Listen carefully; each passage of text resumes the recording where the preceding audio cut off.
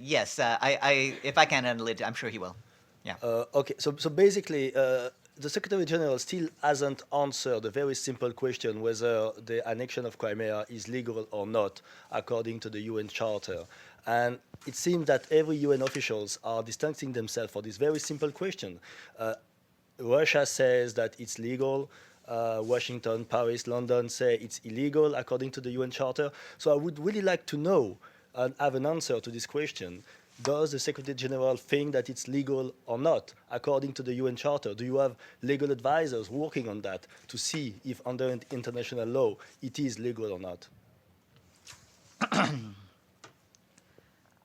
Well, regarding that, the Secretary General has made clear that he's expressed his deep disappointment and concern over the referendum, and he'll continue to urge all parties in Ukraine and those with influence to avoid any steps that could further increase tensions.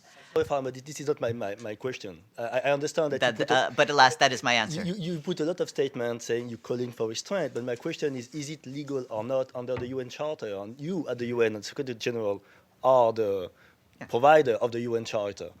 We are indeed, and as you know, under the Charter, there are many things, including recognition of states and entities as states, that are left to member states. This, as you know, as you have seen from those of you who were here this past weekend for the Security Council, is a matter up for discussion by member states and by groups of member states. And right now, we leave that discussion in their hands. Yes, Masood. So, follow up to my colleague's question. So basically, the question about legality, whether it is legal or not. You have to speak into the microphone. Yes. Basically, the question about the legality, follow up to my friends, it remains up for grabs because at this point in time, there is no legal opinion as to that when they exercise their right for free determination whether they join Russia or stay with Ukraine. And that was their right under the international law also. So how do you, legally, you're still in a limbo. You can't say that that was illegal or legal. Is The that Secretary right? General, as you are seeing right now, and as Stefan will be able to add to in just a few minutes, is himself having discussions with the leadership in Russia and with the leadership tomorrow in Ukraine, and so he can bring up a number of these sorts of issues. And as he said to the press just now, he believes that he had productive and constructive discussions in Russia today. Some of the questions that you're asking are questions that are to be addressed also by member states, and we'll leave that matter in their hands. Matthew? So no, just Yeah. Okay. Yes. So the message that the Secretary General gave and the talks that he had with the Russian officials where he expressed his disappointment, will that also be conveyed to the Ukrainian government? Yeah. What is it that he will tell the Ukrainians, that everything is wrong and we will set it right? Well, I believe he'll pass on the messages he received in Russia as well when he talks to the Ukrainian leaders. But I believe Stefan will have some more details on that in just a couple minutes. Okay. Yes, Matthew. Sure, Farron. Are you going to take non-Ukraine questions after he speaks? Or I imagine I'll take as many questions as I can before he speaks, and then All right. it goes to his. Let me ask on South Sudan and also on mobility. On South Sudan, there was supposed to be the resumption of the talks today in Addis between the government and the South Sudan opposition or rebels, and it didn't take place despite threats of sanctions on both sides. If it doesn't, what is the UN's role in these talks, and do you have any comment on them not beginning as scheduled? Well, these are not talks mediated by the UN, but as you know, by the Intergovernmental Authority on Development. We have been supportive of their efforts, and we hope that these talks will begin as soon as possible. But again, these are talks mediated by IGAD. And there was a protest this morning in front of the Fifth Committee in the North Lawn building by the staff union, or at least they say they're the staff union. I'm not sure if you recognize any leadership. Maybe you can answer that. But the main thing is they were protesting the mobility proposal, and they said that it may be retroactive. They say it's being considered without any staff or staff union alternative to it, and that it threatens to harm staff based on their family size and other things. What's your response to this? And also, do you recognize any leadership of the staff union, or is it essentially a leaderless entity? Are you meeting with anyone from the staff union? What's the status of relations with the union that represents staff? That's an awful lot of questions. They raised The them, so I'm the asking basic point regarding staff, it's up to the the staff representatives to sort out their affairs. It's nothing I can comment on. And Stefan's just joining, so I'll Hello? quickly say, hi, Steph. Hi, welcome. Hi, Fahan. Wait, I'm just completing a question, and then I'll just talk to you in just 1 second. Regarding Go ahead. mobility, this is something that the Secretary General has been discussing and management has been discussing with staff, including through town halls, and we'll continue with that discussion. And with that, Stefan, welcome. You're on the line. Is there anything you want to say about the Secretary General's travels in Moscow? Sure, great, thank you. I'm going to be a little brief. Also, we literally just got back to the hotel. So just to recap, the Secretary General this morning, arrived this morning in Moscow. We had a meeting with the country team. He then had a working lunch with Foreign Minister Sergei Lavrov, and then went on late this afternoon, to a meeting at the Kremlin with President Putin. As the Secretary General said, this visit is really part of what he sees as his responsibility and duty to do as much as he can to promote international peace and security. I think in his discussions with President Putin, he underscored the critical role that Russia can play in the maintenance of international peace and security, especially in this very region. The Secretary General underscored President Putin's importance as a partner, as one of the most important partners of the UN, and the fact that he has so often been an international leader who's repeatedly called for international disputes to be solved within the framework of the Charter. The Secretary General told President Putin that he understood his legitimate concerns relating to the situation of Russian minority in Ukraine, and reiterated what he'd been saying from the start, that the situation of human rights of all people in Ukraine, especially of the many minority groups, those human rights must be respected and protected. And the Secretary General's main message to the Russian president, to the Russian authorities, was the need for a real and open dialogue between Kiev and Moscow, and that really is an essential. Such an honest and critical and constructive dialogue is really an essential part of solving this conflict. I think that's really the main points from the SG's introductory remarks, which you saw. I think the best way to handle this is really for me to answer some of your questions in as much as I can. Fahan? Okay. We'll try and call on as many people as possible. Please, everyone, when you're asking Stefan, speak clearly into the microphone and identify yourself, since he cannot see you. Sangwan? Hi, Stefan. Sangwan from Bloomberg. What has the Secretary General told President Putin in regards to how he will be administering the UN Charter in the region of Crimea? It's in follow-up to the legality of the referendum. What was discussed? Well, I think it's the main thrust of the discussion was to see how one could de-escalate the tensions. The Secretary General is very concerned that the current situation can be made worse by provocative actions, by counter reactions, and that we really need to ensure that those things don't happen. I think one of the best ways for that to happen is really for a dialogue direct dialogue between Kiev and Moscow. We do know that there's been talks at the working level on defense ministry and defense issues, and we're very pleased. We're very pleased by that. And the other part of the message from the Secretary General is his great concern that the spillover effect from this crisis onto discussions that are going on throughout the world on different issues like Syria, like Iran, like development and climate change. So that was really the thrust of the discussions. And of course, a lot of talk on human rights and the need for human rights monitors to be deployed throughout the country. But that wasn't my, just one follow-up though, that wasn't my question. Has the Secretary General told President Putin that either the referendum and the annexation of Crimea is illegal by the UN Charter or not? The Secretary General's position on the referendum, he has stated before and after his disappointment at the referendum, and I will leave that at that. Okay, in the back. Jessica from France 24. Stéphane, can we deduce something from the map that your photo is next to on the Secretary General's position regarding Ukraine? There, Crimea still seems to be a part of it.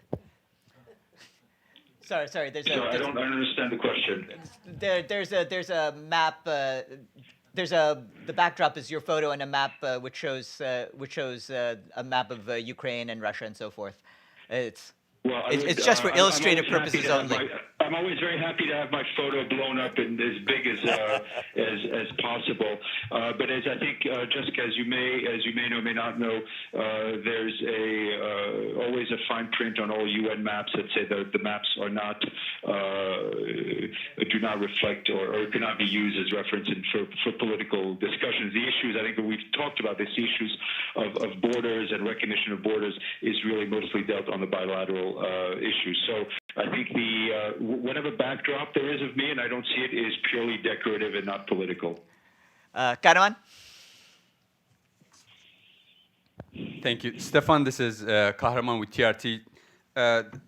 Just before you started as in your new job, I asked Martin why the UN thought the Russian minorities issues in Ukraine were of concern to Russia, because there are Russian minorities in every former Soviet republic. And actually he said that I kind of invented this, but you just said that the Secretary General told the Russian officials that he understood the legitimate concerns about the Russian minority in Crimea. Now, is this something new? Why is he, what if Russia comes next week and says, well, we're concerned about the Russians in Kazakhstan, in Kyrgyzstan, in Lithuania, Latvia, any of these republics?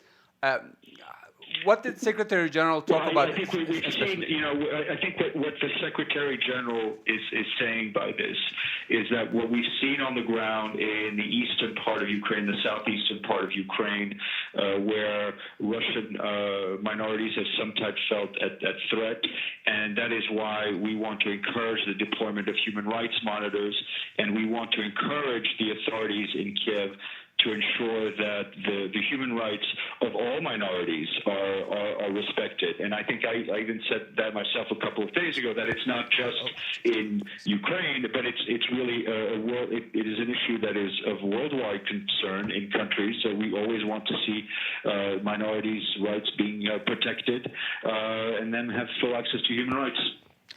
Stefano? Thank you, Stefan. During the meeting with the Secretary General, with President Putin, did President Putin ask the Secretary? Phones, Can you hear? Sorry. Just saying.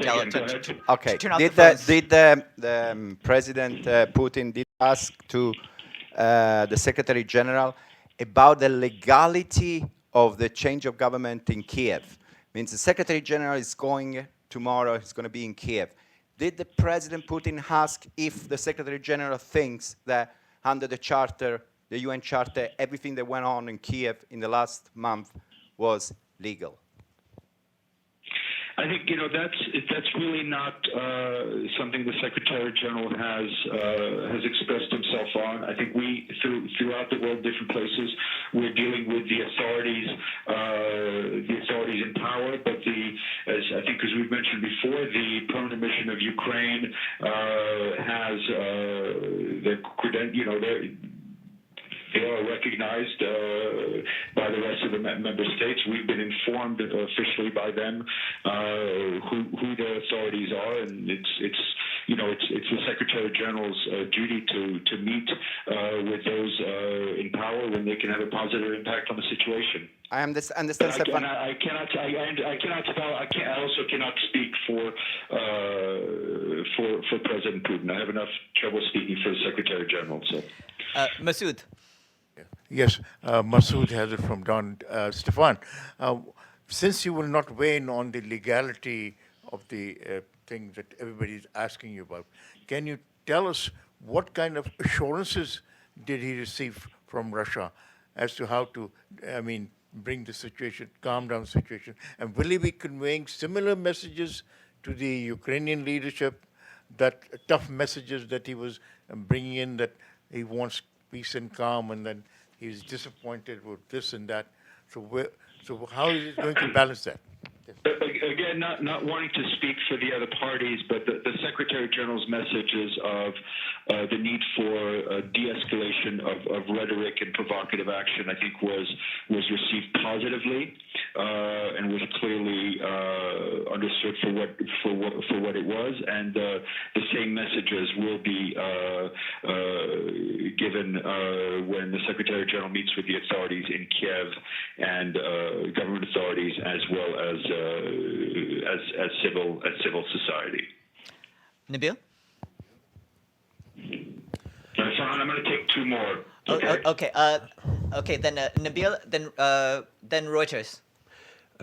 Stefan, Nabil Abisab, Al Hurra TV station.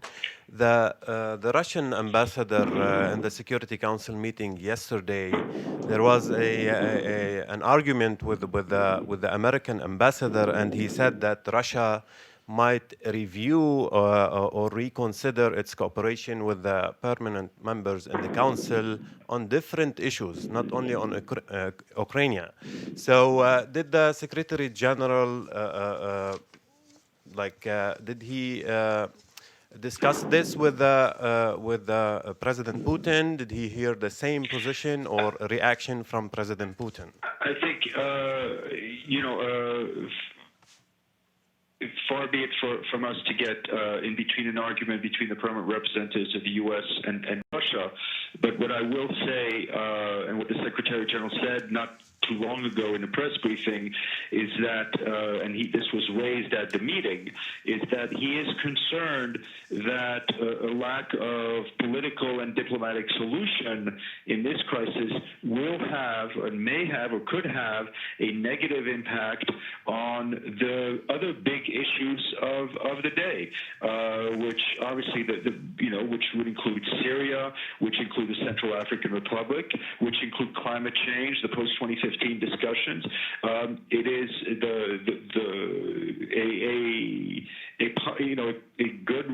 good relations between the major powers is critical to the well-functioning of the UN for all the issues it deals with. So this is really one of the many reasons the Secretary General is here trying to move this forward. Okay, and Reuters. Hi, Stefan. This is Miriam Donet. Does the Secretary General have a sense or got a sense that Putin might or willing to further invade the mainland of Ukraine? Sorry, say again? Does the Secretary General have any sense or got a sense from President Putin that they might further invade the mainland of Ukraine? No, I can't. I'm not going to speak for the Russian side, but I do, as I said before, I think the message that the Secretary General delivered of the need to find a diplomatic solution, the need to de-escalate the tensions and avoid any provocative actions from any side, I think was very well received by the people he met with today. Any chance for any more questions? One. I'll take one more, then I really have to go. Okay, yes, in the middle.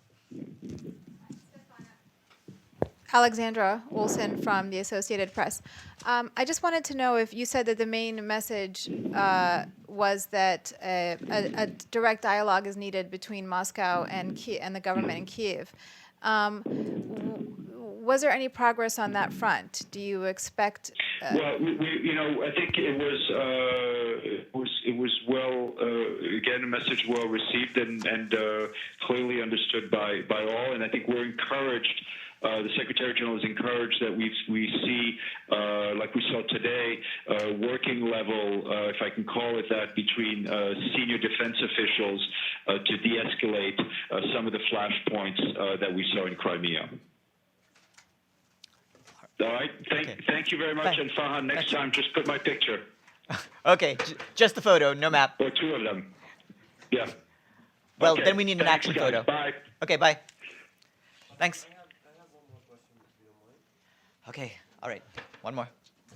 On the map, actually, what's the procedure here in the UN to recognize any new map for any country? I mean, what are the usual procedures? We have a cartographic section that provides us with maps.